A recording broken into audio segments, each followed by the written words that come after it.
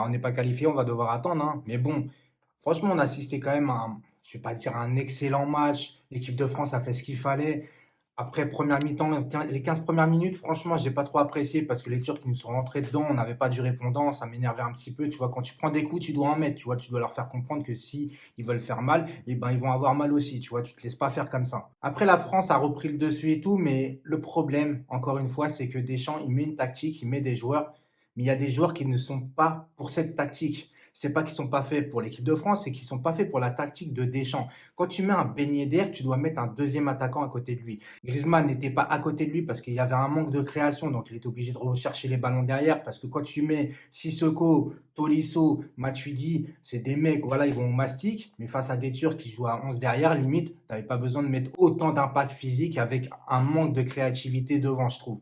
Il aurait fallu plus mettre deux mecs, soit Sissoko, Matuidi ou Matuidi, Tolisso, et tu mets un mec avec un peu plus de créativité, tu vois, parce que Griezmann, le problème en allant chercher les ballons derrière, eh ben, Ben Yedder, tu sais très bien que c'est un attaquant qui a besoin d'appui. Et là, il était trop isolé devant parce que bon, ok, il y avait Coman, et encore une fois, là, Coman, il commence à vraiment monter en puissance. Je trouve que de plus en plus, il est régulier. Moi, j'aime beaucoup Coman en ce moment. Giroud, le mec, Giroud. Alors moi, je vais être clair là-dessus. Moi, Giroud, j'aime pas. C'est pas mon style de joueur. Il me fait pas kiffer et tout ça. Mais il faut admettre quelque chose, même si on n'aime pas quelqu'un. C'est-à-dire que Giroud, en Coupe du Monde, premier match, qu'est-ce qu'on avait fait? On n'avait pas mis Giroud, on avait mis Griezmann, Dembélé, Mbappé. Ils n'ont pas fait le taf. Ils nous ont fait un match de merde. Ils n'ont pas fait le taf. On a remis Giroud. Alors certes, il n'a pas marqué, mais il pesait dans la défense. Il est très très important sans le ballon. Et le problème, c'est que beaucoup de gens voient Giroud avec le ballon parce que oui, il est lent, etc. Mais il est très important pour peser dans une défense. Il est obligé d'avoir au moins deux mecs sur lui vu sa grandeur et tout, parce qu'il peut dévier les ballons de la tête et tout ça.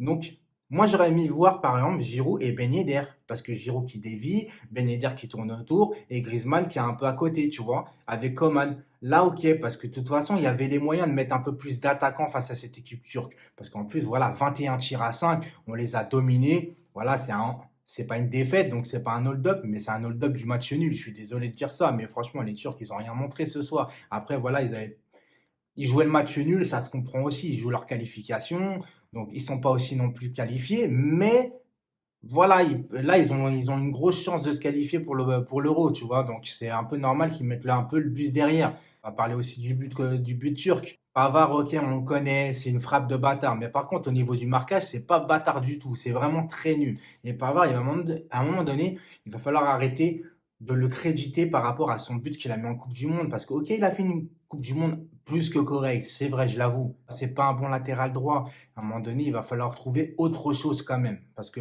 Pavard, pour moi, c'est limité. Par contre, Hernandez, j'ai beaucoup aimé ce match. À chaque fois, il monte, il descend, il va au massif. Moi, j'aime beaucoup Hernandez, en tout cas, même si c'est pas parfait, j'aime beaucoup Hernandez. L'anglais, bah, moi, j'aime pas trop. Je préfère les maths.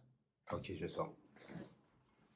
Non, blague à part. Mais l'anglais, je suis pas fan, je sais pas, tu vois. Il y a un truc qui me dérange chez lui. Après, c'est chacun a ses goûts et ses couleurs. Vous voyez ce que je veux dire? Varane a fait un match correct. Et Mandanda, oh, mon gros dada.